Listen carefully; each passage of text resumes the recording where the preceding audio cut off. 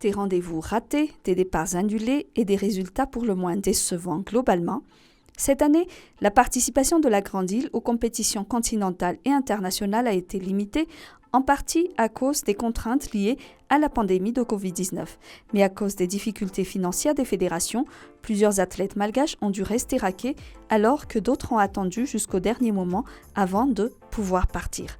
Pour les compétitions disputées, les résultats ne sont pas toujours au rendez-vous. Pour les sports collectifs, les résultats sont peu reluisants. Aucune équipe nationale ayant participé à un tournoi international n'a obtenu de résultats positifs.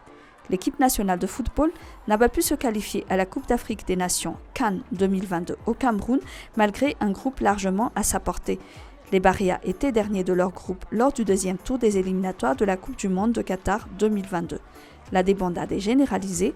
La sélection a dû se déclarer forfait à la COSAFA Cup U17 alors que celle de beach soccer a dû renoncer au championnat d'Afrique.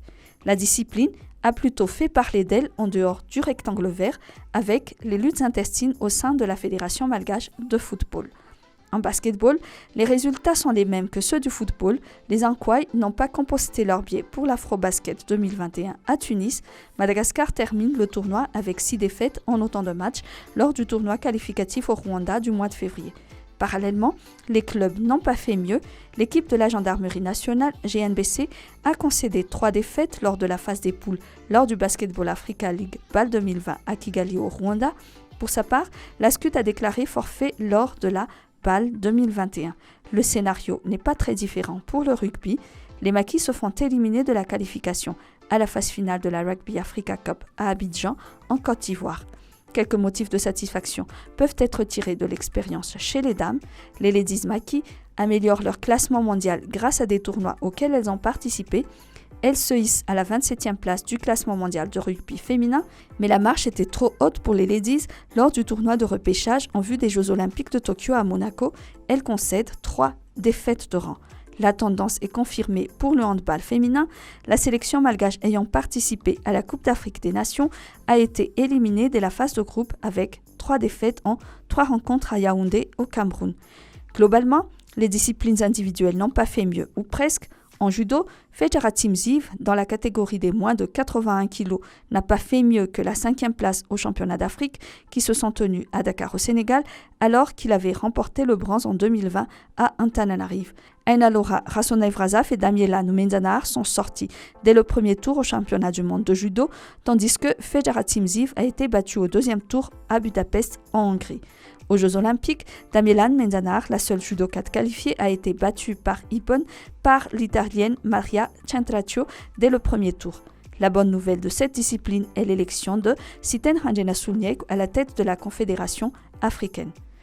En athlétisme, Franck Tutsoura-Béarson termine 8e de sa série de qualifications aux 400 mètres aux Jeux Olympiques. Aux Jeux paralympiques, Aurélie Faravav, qui a failli ne pas partir, n'a tout simplement pas pris le départ sur le 200 mètres T11 pour des problèmes de dossard. Pour leur part, Jonathan Raharvel et William Tarabedzon se sont contentés de nouveaux records nationaux au championnat d'Afrique de natation à Accra, Ghana, sur 50 mètres brasse pour Jonathan Raharvel et sur 50 mètres papillon pour William Tarabedzon. L'éclaircie vient de l'haltérophilie, de la musculation et du culturisme. L'équipe de Arne Laringe-Malarive de la Fédération malgache d'haltérophilie, de musculation et de culturisme a remporté 8 médailles d'or, 1 d'argent et 3 de bronze au championnat d'Afrique à Nairobi au Kenya. En haltérophilie, Tudzwanjet Sitwain et Rosina Randafierson ont ramené chacun 3 des plus belles des médailles lors du championnat d'Afrique à Nairobi au Kenya. Elarion Ricardo Ramaraman ramène 2 médailles d'or et 1 en argent, alors que Eric Anjet-Sitwain a dans son escarcelle 3 bronzes. Dans la cour des grands, les frères Anjet-Sitwain terminent tous les deux 11e sur 14 dans leurs catégories respectives aux Jeux Olympiques. De leur côté, les bodybuilders ont obtenu de bons résultats au championnat du monde de culturisme en Ouzbékistan au mois d'octobre. Mario Ranjenarman et Maurice Marinzar ont ramené chacun 1 médaille d'argent. Nivzu Ranjetaïn remporte, elle, 2 bronzes. Pour la pétanque, les résultats sont mitigés. Les boulistes malgaches d'habitude impériaux ont du mal à exister. Ils ont été éliminés en partie de cadrage au championnat d'Afrique à Ouagadougou, au Burkina Faso, et se sont rattrapés en remportant la Coupe des Nations.